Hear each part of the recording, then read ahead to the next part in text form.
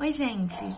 Hoje nós vamos dar continuidade ao nosso conteúdo e nós vamos falar sobre ondas, tá? Ondas mecânicas e eletromagnéticas. A gente está no módulo 2, na página 251 do livro de vocês. A principal diferença entre as ondas mecânicas e eletromagnéticas é que as mecânicas, elas necessitam de um meio para se propagar.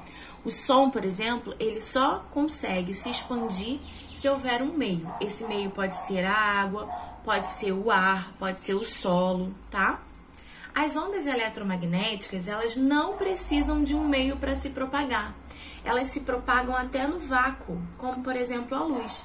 Por isso a gente consegue observar a luz do Sol aqui do nosso planeta, porque a luz se propaga no vácuo do espaço, tá?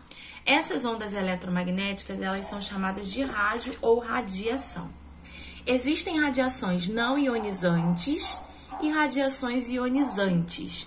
Essa imagem tá bem parecida com a do livro de vocês, tá?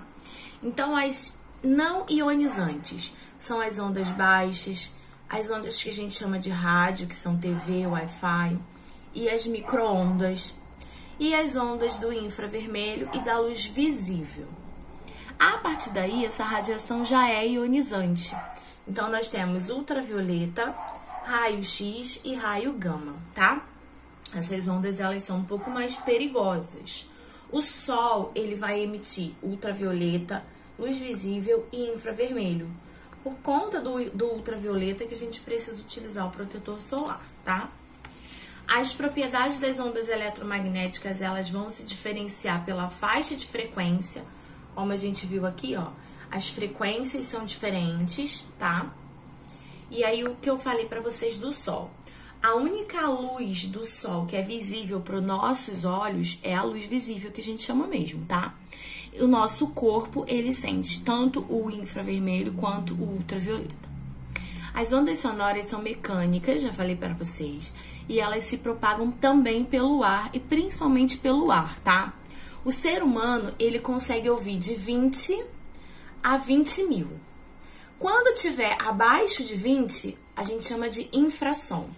Como a gente pode ver aqui, ó, o cão, ele consegue ouvir infrações abaixo de 20 mil. O elefante também, tá? As frequências acima de 20 mil Hz são chamadas de ultrassom. Então, ó, o golfinho, ele ouve acima, o ser humano ouve até aqui.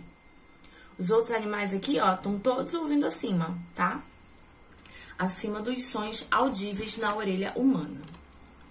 O eco é a repetição do som. Ela é causada porque a onda sonora emitida refletiu em algo e retornou para o emissor. Alguns animais usam a ecolocalização para saber onde está. O morcego, ele emite um rugido, um grito. Esse grito bate e volta e ele sabe exatamente onde ele está, porque ele não tem a visão muito boa, tá? Isso também acontece com sonares, que são máquinas programadas para emitir um som. Esse som reflete e volta em forma de eco, então o navio consegue se localizar. Consegue ver se tem alguma pedra perto, ocorre algum risco para algum animal, essas coisas todas, tá? Assim também funciona a tomografia e a ecografia. E aí a gente consegue fazer formações, inclusive, de bebês pela ultrassonografia.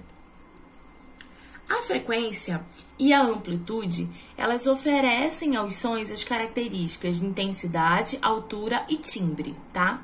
A intensidade está ligada com a amplitude da onda, ó. Se o som tá fraco, baixa intensidade. Se o som tá forte, alta intensidade, tá?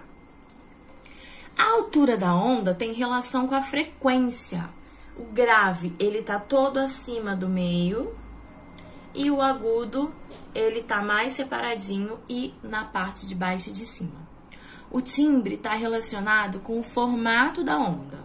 Então, aqui nós temos, ó, a mesma nota, que é a nota Lá, tanto no violino quanto no piano, e os timbres são diferentes porque os instrumentos são diferentes.